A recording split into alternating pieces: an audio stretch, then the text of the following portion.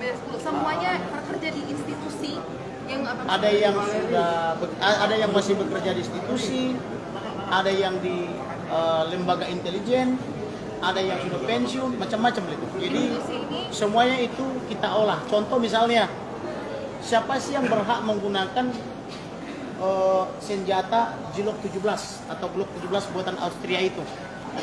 Maka para jenderal-jenderal teman saya itu mengatakan, oh saya memakai itu setelah saya berpangkat Brigjen Pol, kan begitu ya. Wah ini buat kita aneh, kok polisi pemula bisa memakai Glock 17, kan begitu, bahkan lebih canggih daripada almarhum, kan begitu. Nah kemudian saya juga berkonsultasi dengan para senior-senior ini tentang tata cara pemakaian senjata. Harus ada uji kelayakan dari Biro Psikologi, harus ada suratnya dan sebagainya. Ketika saya ucapkan itu, ternyata mereka langsung melakukan obstruction of justice, artinya menciptakan bukti palsu seolah-olah Barada ini layak menggunakan itu, padahal dia masih pemula, masih belajar menggunakan senjata itu.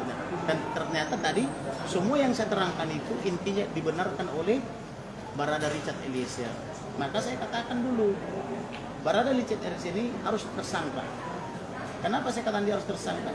Karena ketika saya umpan mereka dengan satu umpanan, Indonesia belum memiliki peluru yang bisa U-turn atau mutar balik. Setahu saya di dunia yang punya hanya Israel, saya bilang gitu.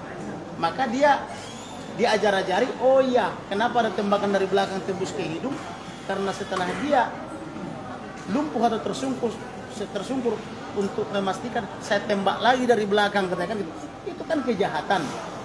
Tugas polisi bukan membunuh tapi melumpuhkan. Maka saya katakan ini Barada Richard ini sudah memenuhi unsur kejahatan karena dia menembak yang sudah lumpuh. Maka jadikan tersangka, saya bilang kepada Kabar Reskrim Polri waktu dia sama Direktur Bidum, maka dijadikan dia tersangka. Setelah dia dijadikan tersangka, saya bilang, saya lihat dari mukanya Barada Richard ini orang baik. Dia melaksanakannya tidak ada niat, tidak ada motif. Maka ini pasti ada yang menyuruh, saya bilang. Nah dari situlah akhirnya Barada Richard Eliezer tersadar dia. Pertemukan dengan ayah ibunya, pertemukan dengan istrinya kalau sudah istri atau kekasihnya. Supaya dengan dia melihat wajah ayah ibunya, melihat kekasihnya atau istrinya atau anak-anaknya, dia tersadar untuk tidak terus berbohong.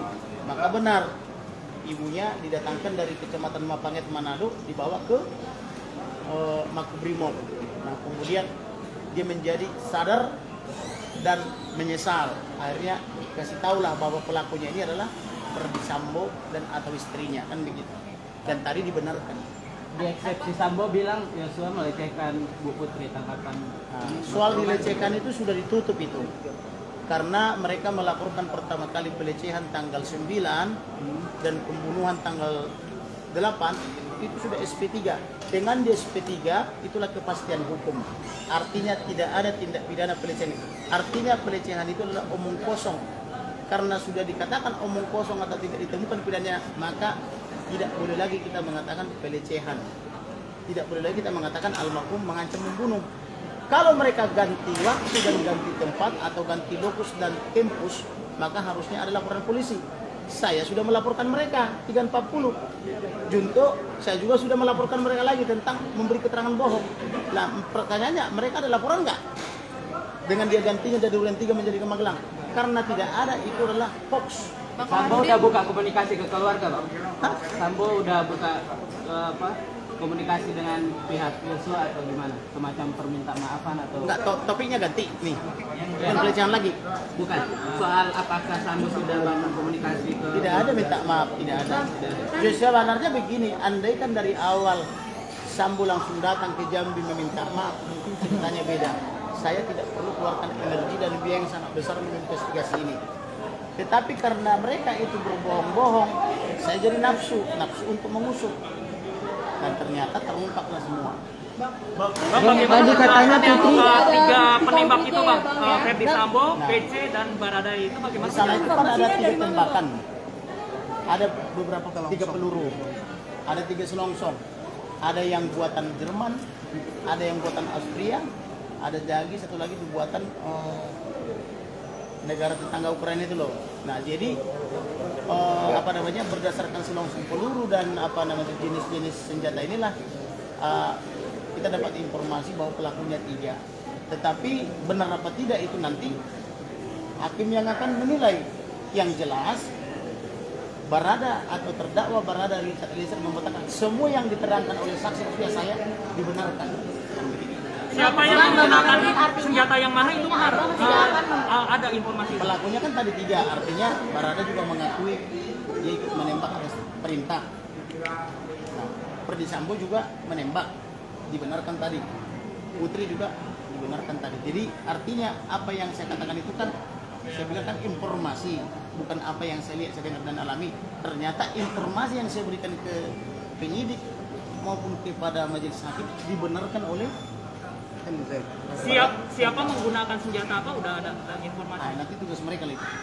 Bang, artinya Lembaga-lembaga yang abang sebut terima uang. Salah satunya yang sudah teriak menolak kan bagian lapangan LPSK. Yang lain kan masih adem-adem ayem gitu. Siapa itu bang lembaganya itu? Ada lagi? Artinya informan dari Bang Kabar ini tidak akan diberikan kepada majelis hakim meskipun meminta Bang. Apa itu? Informan. Jadi begini. Jadi saya kasih tahu nih. Dianggap tidak konkret karena tidak. Saya kasih tahu begini. Ada pernah Presiden Indonesia memberitahu sumber intelijen. Akhirnya intelijen ini diburu. Itulah pertama kali saya akrab dengan dunia intelijen. Ketika itu saya mahasiswa. Ketika saya mahasiswa sudah membela kurang lebih 10 intelijen. Karena ada presiden membuka narasumbernya sehingga mereka jadi dianggap disersi. Jadi informasi intelijen itu harus diverifikasi. Boleh diterima tapi harus diolah lagi atau dicerna, dianalisis.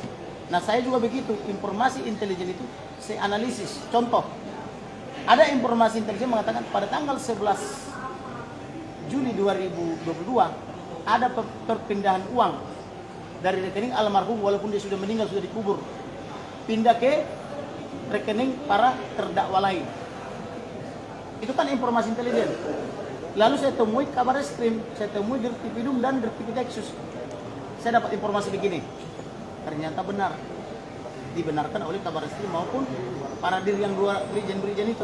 Nah, kemudian saya minta lagi diperiksa oleh PPATK. Ternyata PPATK mengirim surat rekening sudah dibekukan gitu. Jadi artinya begitulah kita cara menggunakan informasi intelijen. Jangan seperti intelijen kita diangkat intelijen siang, malam hari sudah ada di medsos.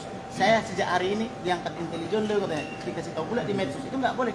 Namanya intelijen kerjanya undercover, rahasia kan gitu. Kalau rahasia kita ungkap juga narasumbernya, itu bukan intelijen. Hasil pemeriksaan LPSK dilampirkan juga. LPSK. PPATK maaf. PPATK Ya, soal aliran dana itu. Waktu itu kan kita mau berikan kepada penyidik. Penyidik ini kan awal-awalnya kan tidak kooperatif dengan kita karena mereka kooperatifnya dengan Ferdi Sambo. Jadi banyak bukti kita yang tidak diterima. Tetapi surat itu juga dikirim kepada ayah bunda almarhum bahwa rekening anaknya sudah diperiksa juga oleh PPATK. Kesaksian abang soal PCN abang sulit dibuktikan kata hakim gimana nih bang? Kesaksian abang soal Bukan kata hakim, tetapi saya menginformasikan dibenarkan oleh terdakwa Barada Richard Eliezer. artinya kesaksian abang sahih ya bang ya? Ya menurut terdakwa begitu. Kalau saya kan informasi saya sampaikan.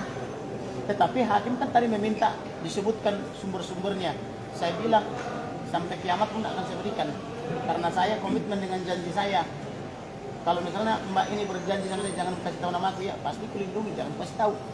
Tapi kecuali bilang boleh buka nama saya, open cam misalnya, tahu kan gitu.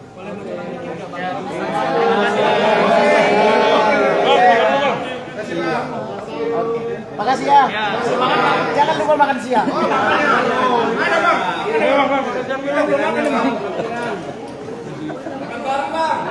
Masih.